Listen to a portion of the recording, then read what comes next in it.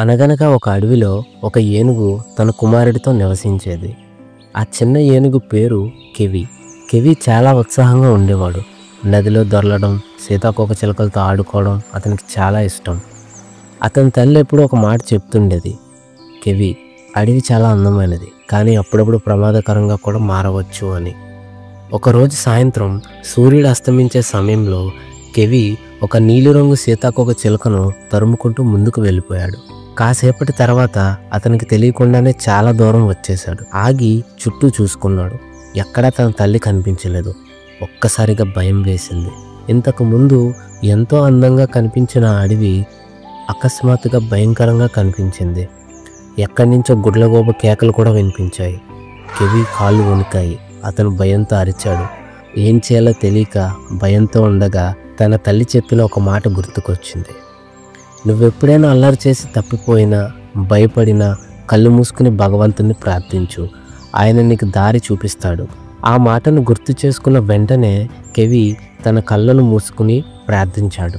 దేవుడా, నాకు భయం వేస్తుంది, మా అమ్మ ఎక్కడుందో నాకు తెలియదు, దయచేసి నాకు మార్గం చూపించు అని. కెవి ప్రార్థనకు ప్రతిస్పందనగా ఒక బంగారు కాంతి మెరిసింది. ఆ కాంతిలోంచి ఒక స్వరం వినిపించింది. భయపడకు కెవి, నువ్వు చాలా ధైర్యవంతుడు అని విన్నాను.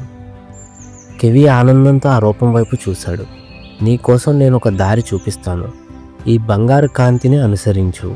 ఈ దారిలో నువ్వు ముందుకు సాగితే నీ గమ్యాన్ని చేరుకుంటావు అని ఆ స్వరం చెప్పింది.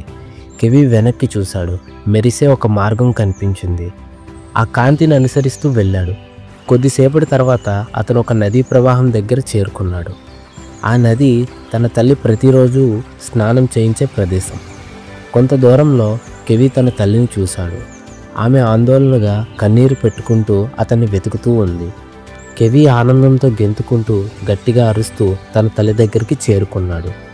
తల్లి ప్రేమగా అతన్ని ఆలింగనం చేసుకుని ఆనందించింది.